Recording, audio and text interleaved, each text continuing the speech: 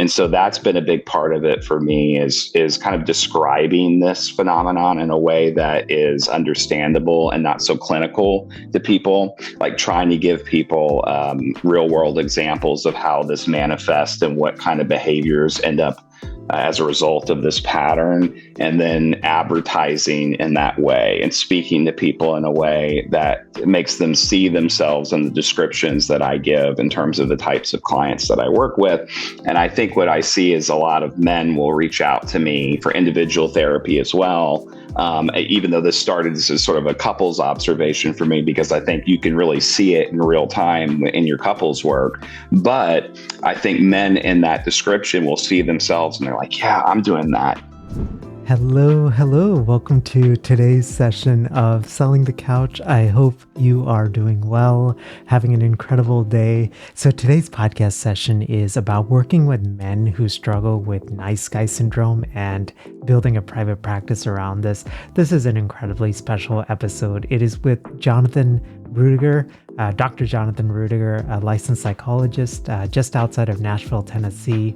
The really sweet part of this is Jonathan was actually one of my former clinical supervisors when I was at Vanderbilt, and Jonathan's become just a dear friend, has mentored me, and has shaped a lot of who I am as a person. And when I was doing clinical work, definitely the clinician that I became. And even in this evolution for me with STC, it is, I'm so thankful for folks like Jonathan.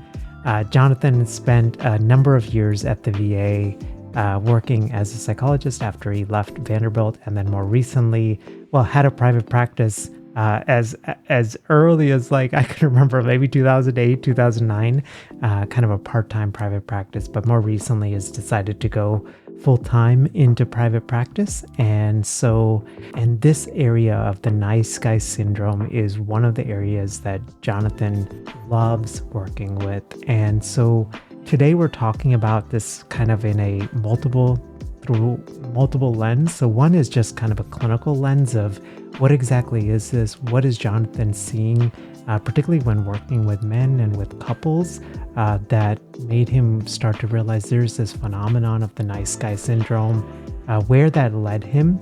And then also, in terms of some more of the business side of this, right? How do you speak to an ideal client? Where does storytelling and all of these things play into it? And we wrap up with what are some of the most common mistakes that therapists make when working with male clients who present as nice but are actually in a lot of pain. I think you're going to love and enjoy this conversation. So here's my conversation with Dr. Jonathan Rudiger. Hey, Jonathan, welcome to Selling the Couch. Hey, Melvin, great to be here. Thanks for having me, man. Man, I got to be honest with you. This was an episode I actually never imagined us creating because, I don't know. First, before jumping in, brother, I'm just so grateful for our friendship. You've played such a role in who I am as a clinician. You were my previous supervisor, and then we became friends. And now you are building a private practice. You're based out of just south of Nashville, I know, but doing telehealth and seeing folks all over the U.S. with PsyPact. And so I'm just grateful for you. I'm grateful for your heart, and I'm grateful get to record an episode where others listening get to experience and see just the wonderful human you are. So. Well, thank you, Melvin. You embarrass me.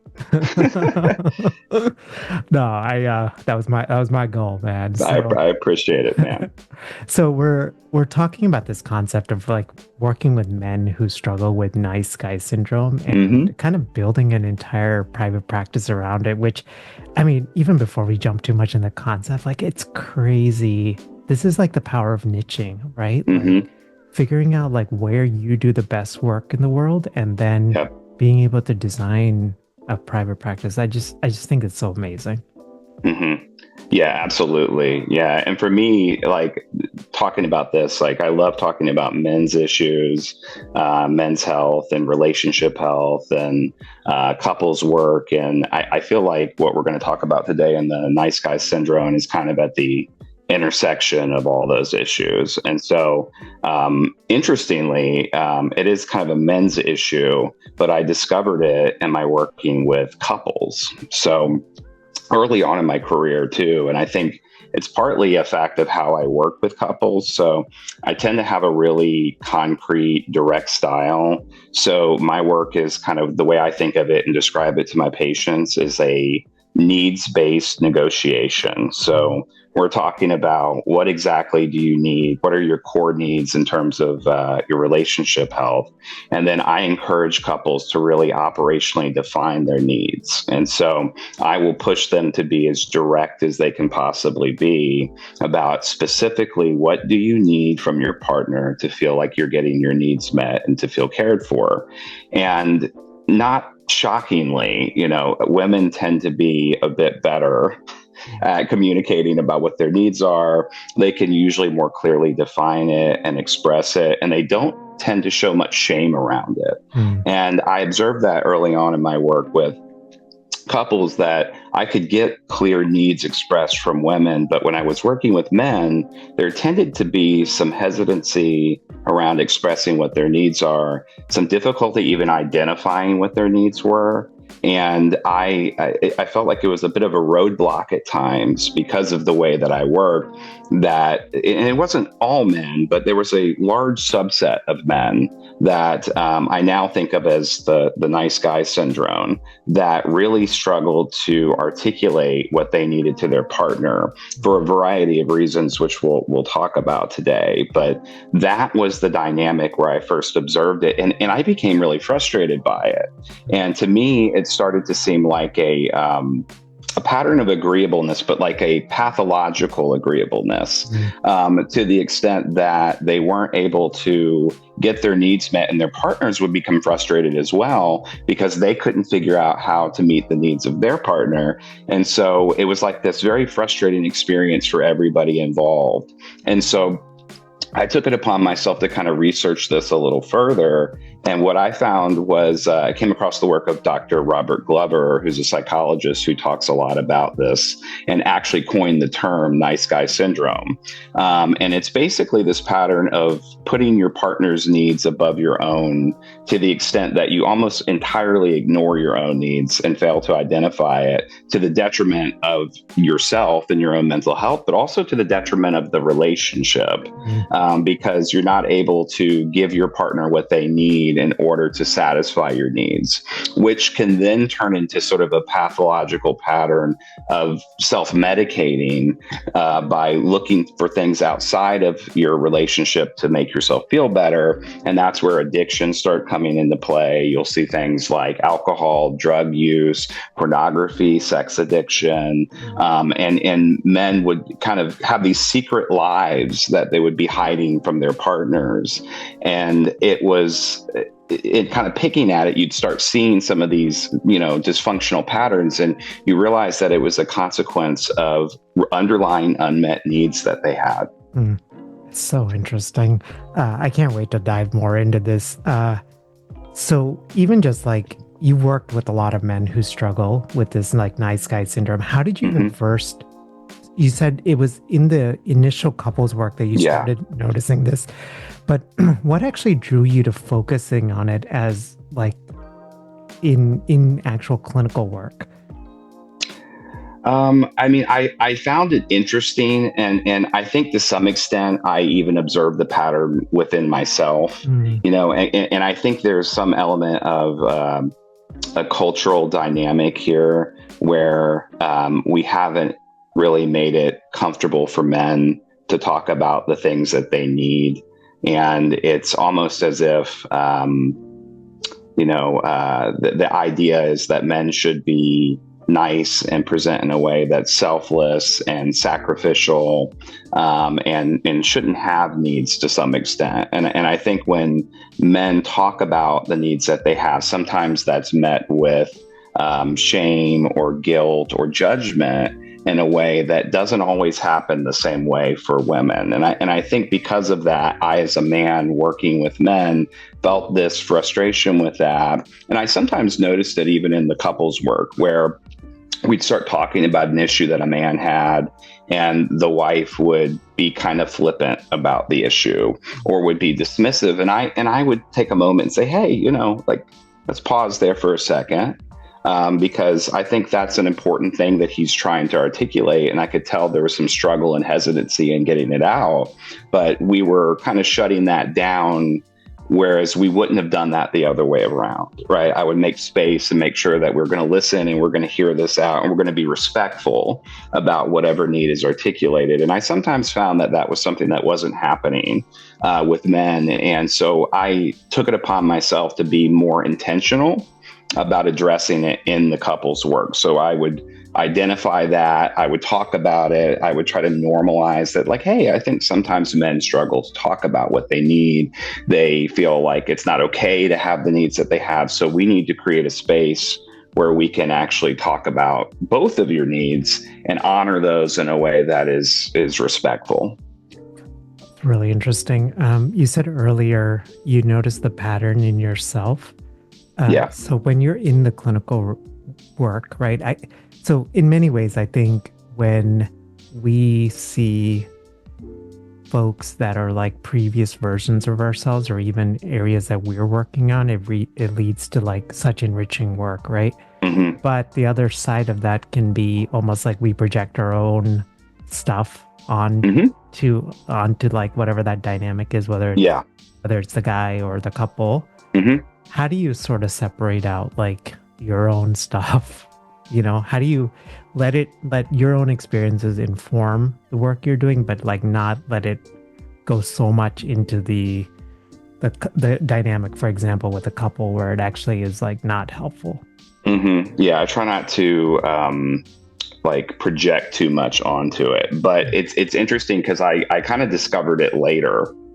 So it was almost like I came to my own insight into myself, and my own tendency to be a nice guy and to not always be upfront and clear about my needs by confronting it in the room with other men. So I would see it and I would feel for them and I would think, I don't buy this, so I'd be sitting and I'd hear the need, and frequently the need was like some sort of half truth, kind of beating around the bush, or they'd even parrot the needs of their partner. And I think, no, man, that's not what you need. That can't be it.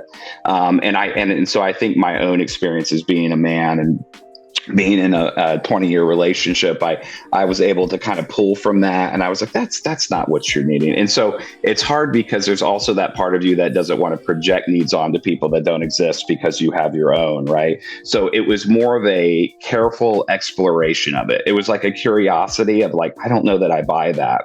And then that led to me asking questions that were more pointed. And so then I would get into like, okay, let's get really uncomfortable with the conversation and let me ask you very direct things that make it okay for you to say it because I'm asking you the question.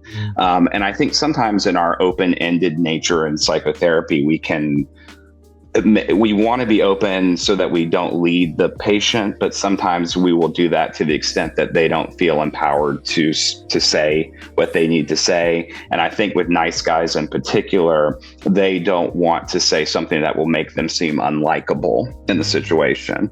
And so I say something that maybe normalizes it in a way or makes it okay that, hey, this isn't unlikable. This is understandable and we can talk about it. And I'm just going to put it out there and give you space to acknowledge it. And so I think that was my way of not taking my own stuff and putting it on them, but rather just creating questions and moments of open disclosure. That's so interesting. It's fascinating how, we as the clinician can, in the things that we say and sometimes the things that we don't say, can actually give folks permission to act in ways that perhaps some part of them wanted, but they like have to hold back, right? Especially in like these things like the nice guy syndrome. Mm-hmm. You mentioned that these men often lie to themselves about their own needs. Why do you think that internal dishonesty becomes so normalized, and how do you actually like begin helping them undo some of that? Well, I think a lot of it has to do with fear of rejection. So, and this is probably a big percentage of it. It has to do with shame, low self-esteem, fear of rejection. And if you present in a way that is likable, this is kind of like that hyper agreeableness, right? So part of it is personal, and that it's personality based, and that it's this kind of hyper pathological agreeableness, and then fear of rejection attached to that. But then also cultural expectations about men behaving in a way that is softer, and at times less masculine, I think. And over time, I feel like we've moved into a place where we encourage men to be more gentle. And in many ways, this is good. It's not like this is all bad. But I think at times it causes men to kind of overcorrect into the direction of being so gentle and so nice that they're fundamentally dishonest. And that's the concept that came from the nice guy syndrome, was this fundamental dishonesty in which you're not really telling yourself the truth about how you feel, and you're not telling your partner the truth, or your friends or your coworkers. It extends beyond relationships in terms of romantic, but I think that's a big part of it. And so there's this cultural element to it, there's this internal element to it, and they come together, I think, to create this situation where it's hard to get to and create the space for that kind of truth. And the shame is a powerful emotion, as we know. Yeah, it's fascinating how that fear of rejection permeates, right? And I could imagine just going down that path at some point. It's like the guy loses themselves and they're not even able to tease out, like, what is it that I authentically feel about the situation versus what's like society telling me, or, you know. Oh, yeah. They don't even know. They don't know. That's like the biggest thing. It's like the lack of self-awareness is frequently. Sometimes it's they know, but they don't want to say. Mm-hmm. But a lot of times it's a lack of self-awareness, and it's almost to the extent that I've denied my needs for so long that I couldn't even tell you what they are anymore. Mm. And so to some extent, it's like creating space for self-awareness. Talking about this concept with them, kind of giving them some language to use around it to observe what I'm seeing in the room with them, and kind of questioning, like, hey, is this really what you feel? And it's almost like this reaction of, I don't know that this is really what I feel. And then it's creating space to act, maybe sometimes for the first time for this person, where they can say what thoughts and emotions that they have about their life and their situation that they're in. And it's interesting to do that in the couple session too. And there's times where I've had patients that struggled with it so much that I said, why don't we also get you some individual therapy, so that you can work on identifying some of these needs, because I'm observing this pattern where you're having a really hard time giving me these clearly defined needs that we're trying to negotiate with your partner. And she's going to be frustrated because she doesn't know what to do with that. And she really wants to hear what your needs are, and you're not able to provide them. So let's get you some help outside of this where you can work through that with somebody independently. And so I'll encourage that kind of thing as well. Interesting. Just shifting a little bit to the more business side of it. So many of our listeners are therapists that are either building or growing their private practices, right? So how has actually niching down into something like the nice guy syndrome shaped the way that you market or speak to like potential clients? Well, I think it helps me to attract the right kind of clients. And for me, it's the fit that you have with your clients. Like, that's where you're going to do the best quality work. And I think it's also where you're least likely to experience burnout because you really enjoy it. And so I've really worked on clarity and messaging. And that's actually been quite effective. And this is actually a tip that you've given me in terms of clarity of messaging over time and making sure that you're speaking directly to the kind of client that you want to work with. And so that's been a big part of it for me is kind of describing this phenomenon in a way that is understandable and not so clinical to people, like trying to give people real world examples of how this manifests and what kind of behaviors end up as a result of this pattern, and then advertising in that way and speaking to people in a way that makes them see themselves in the descriptions that I give in terms of the types of clients that I work with. And I think what I see is a lot of men will reach out to me for individual therapy as well. Even though this started as sort of a couples observation for me, because I think you can really see it in real time in your couples work. But I think men in that description will see themselves and they're like, yeah, I'm doing that. I'm hiding things from my partner. I have this secret life. I have these unhealthy coping mechanisms. I feel unfulfilled. My needs aren't being met. I feel burnout. And this guy seems to see it in some way. He's described it in a way that I haven't heard it. And I think being specific in that way allows them to feel seen. And that makes them want to reach out and connect with you. And then that allows for that initial conversation in which you can really get into talking about that and giving them space to feel heard. Interesting. You said one of the things you just mentioned was like, one of the most powerful things you've done in marketing is go from like a clinical explanation to like a real world. So can you give some examples? Because I feel like this is something a lot of clinicians struggle with, which is we lean too much into psychobabble, right? So for example, guilty. Yeah, done it. Like low self-esteem or men with like, whatever, right? Like, and I guess what would be an example of like a clinical to a real world, like even how you would talk about it, like on a storytelling.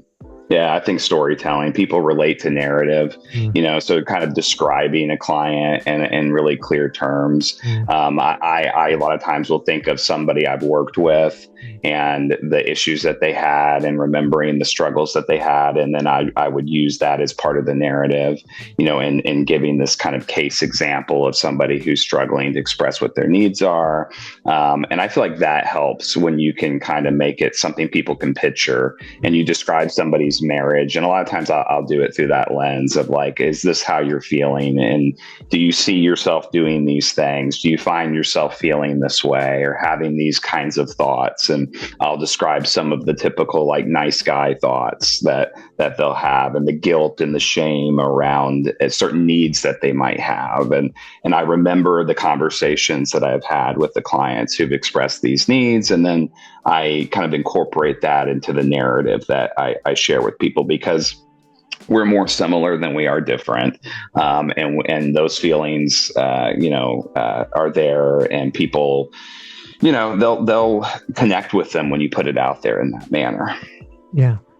I love the fact that you said storytelling as like the way, because I also feel like as AI permeates into like our entire lives in many ways. Yeah. And especially also with like content creation, right? Like you can plug something into ChatGPT and get a bunch of Instagram posts and LinkedIn posts, all that stuff, right? But you sure can. But that ability, I think, to tell stories at depth that speak to like emotions and all that, I think that is such a superpower. Did you do any like training? Like how did you how did you develop your storytelling chops, I guess?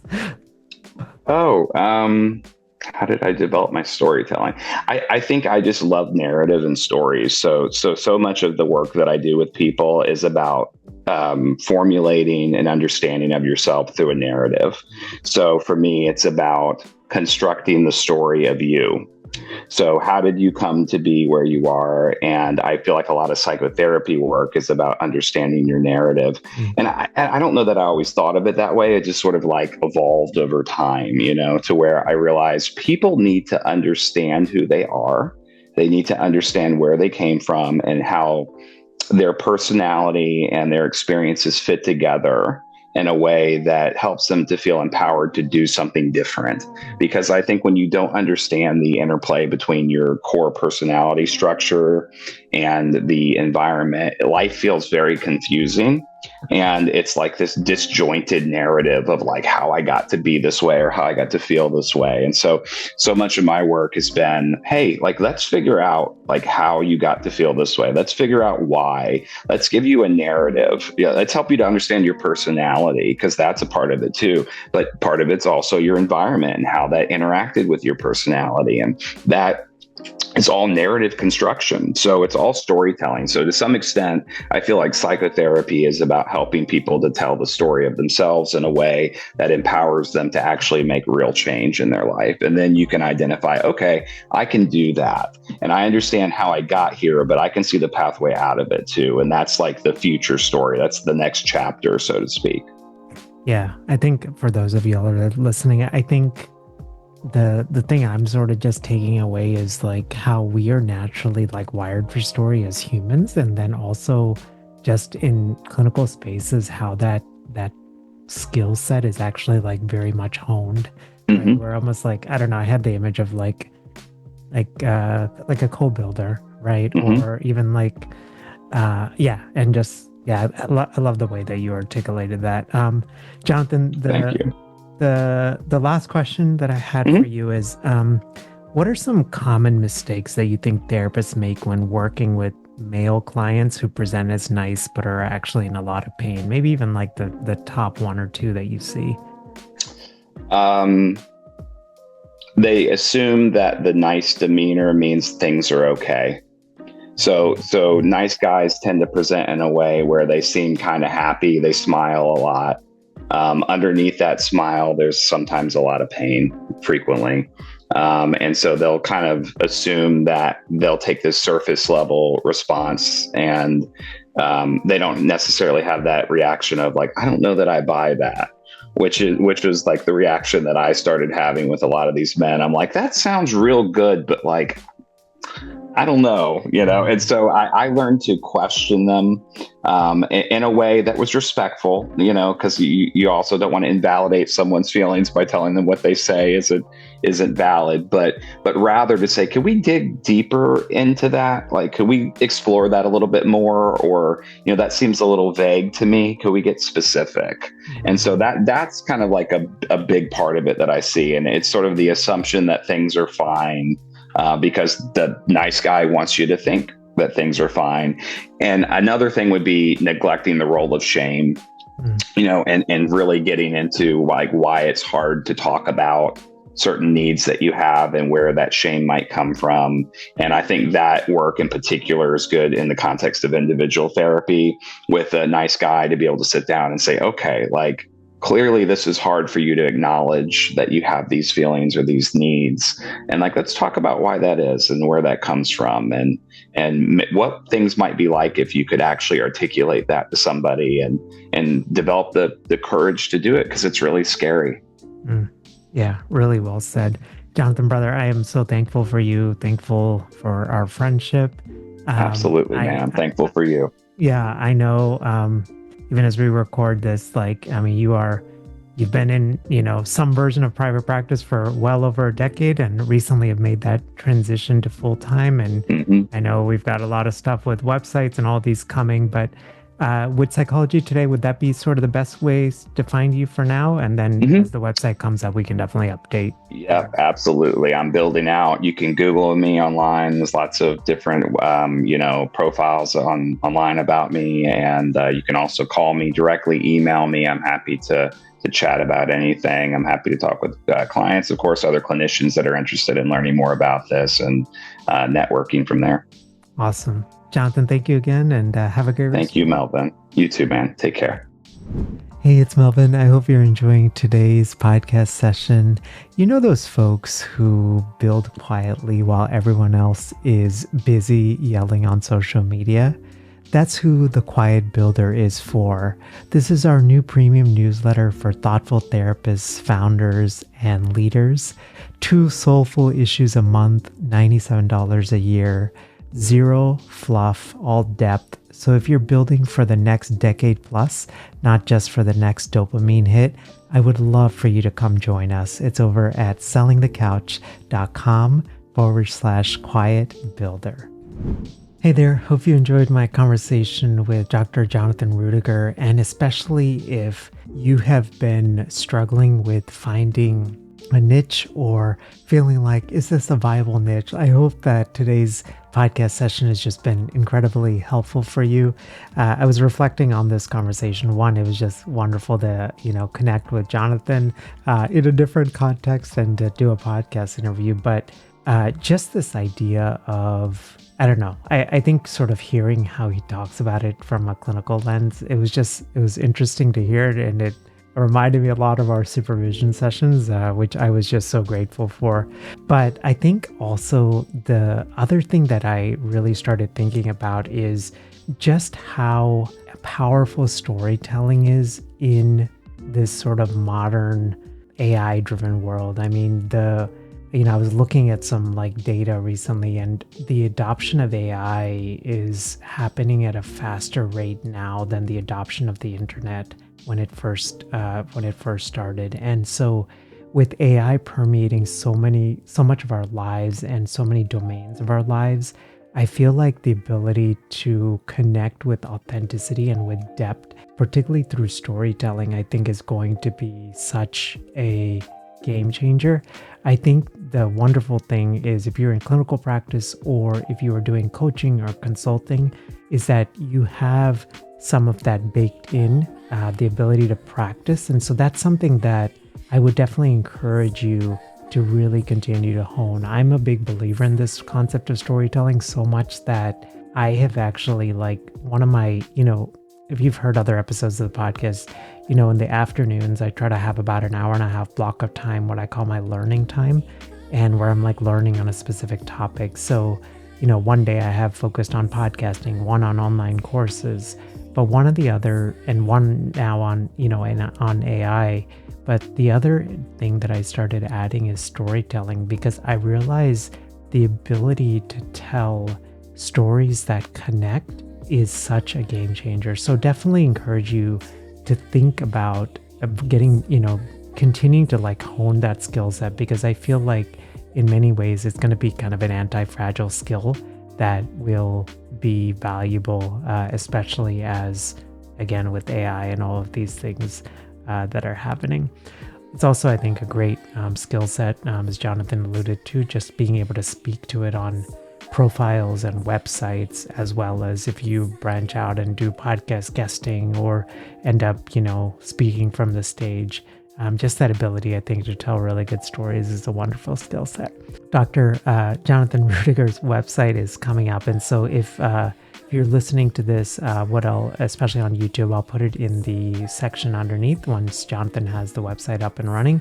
But for now, you can simply look up his name, and there's a bunch of different resources there. And as Jonathan mentioned, either giving him a call or sending him an email via connecting with him through one of those online directories. That's probably the best way to touch base with him. He's a wonderful person, and if you do end up touching base, let him know that you heard the interview on the podcast. Have a great rest of your day, and I will see you soon. Bye.